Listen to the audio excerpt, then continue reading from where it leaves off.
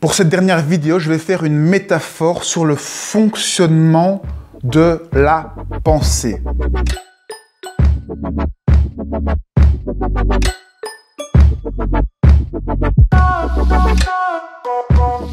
Eh bien, prenons Facebook, puisque c'est très connu. Imaginez votre fil Facebook.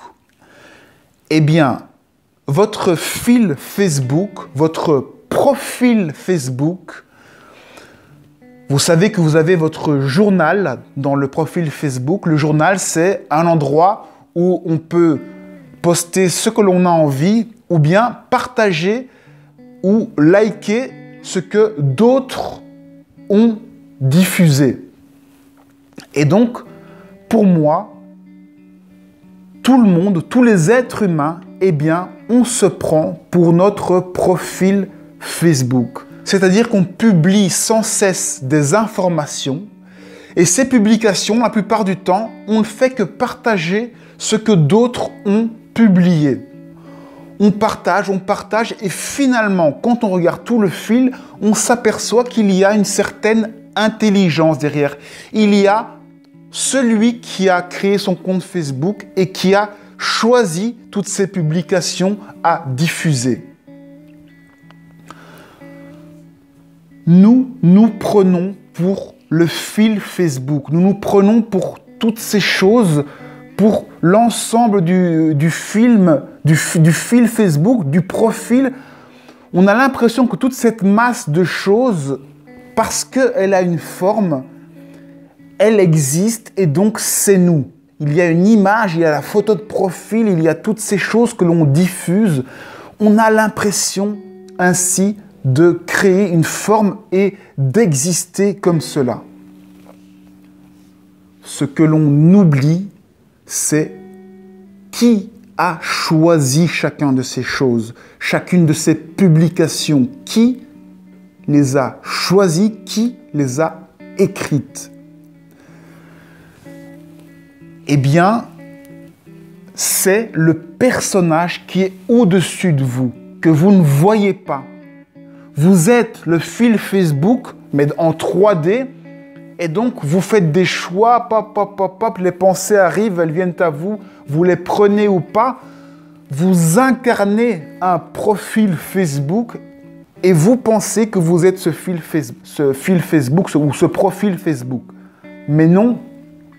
Il y a quelqu'un, une intelligence que vous ne voyez pas et qui prend toutes les décisions de prendre ou non les informations, de vous identifier ou non à ces informations. Vous créez ainsi un personnage, mais ce vous qui crée le personnage, il n'est pas le personnage, il est au-delà du personnage, il est bien plus grand que ce personnage.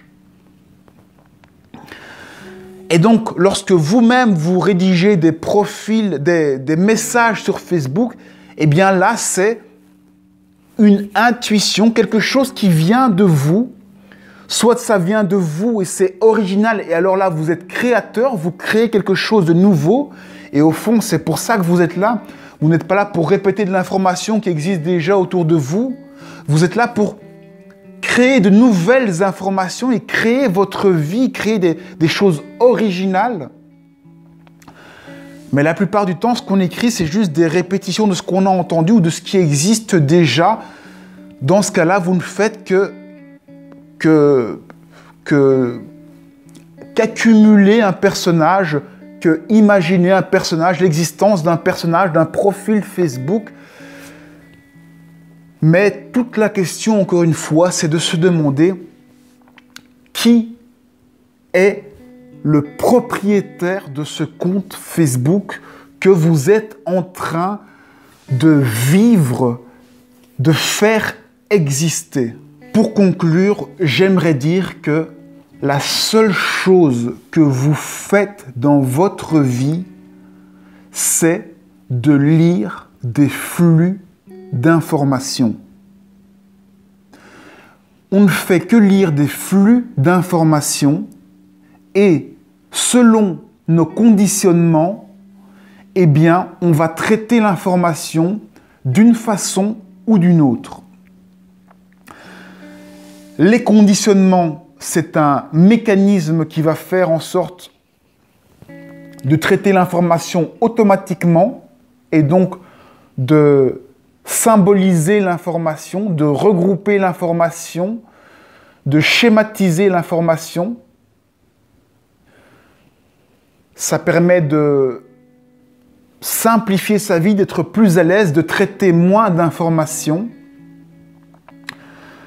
C'est ce qu'on appelle quelque part le rêve. Lorsque l'on rêve, eh bien, on met tous les mécanismes de traitement automatique d'informations en marche tout seul. Donc, lorsqu'on rêve, on ferme les yeux et tous les mécanismes, les jugements, les traitements d'informations automatiques se font tout seuls. Les lectures de flux automatiques se font tout seuls. Par exemple, si vous jugez qu'une personne a un tel caractère et vous définissez la personne d'une certaine façon, eh bien, vous définissez Eric comme une personne qui agit comme ça, qui est comme ça, et donc vous en créez un conditionnement et vous le mettez en mode robot, et donc lorsque vous voyez cette personne, vous jugez le robot et le mécanisme est automatique. Et tout le monde, finalement, n'est qu'un conditionnement, un flux d'informations. Nous sommes des flux d'informations pour les autres et nous-mêmes, nous lisons des flux d'informations. Nous ne faisons que lire les flux d'informations. Donc, la question, c'est de savoir qui lit ces flux d'informations. Qui lit ces flux d'informations? C'est votre intelligence, c'est l'intelligence que vous êtes. Et cette intelligence qui lit ces flux d'informations, eh bien, elle va grandir en conscience au fur et à mesure de la lecture de ces flux d'informations, au fur et à mesure du traitement de cette information. Pareil que pour votre langue, qu'est-ce qu'elle fait? Eh bien, elle ne fait que traiter de l'information. Il y a des aliments qui viennent. Les aliments, c'est comme des pensées. Et toutes ces pensées sont dispatchées automatiquement afin de créer un goût, une impression, une image. Cette image, c'est le mental qui donne cette image, cette forme. Et donc, nous sommes des traiteurs d'informations, des papilles gustatives qui explorons, expérimentons la vie et avons une image de cette vie. Nous sommes rien d'autre que cela. Le reste, ce qu'il y a au-dessus de nous, c'est l'intelligence qui nous permet de vivre tout ça et de faire tous les choix, parce que tout ce que l'on fait dans notre vie, c'est les choix. Ce que l'on est, c'est la personne qui choisit. Et cette personne qui choisit, elle n'est pas. Les flux, c'est de l'information. La personne qui choisit, ce n'est pas de l'information. Elle choisit. Donc c'est quelque chose qui n'est pas perceptible et qui pourtant est partout et fondamental, parce que c'est ça qui donne un sens à l'information.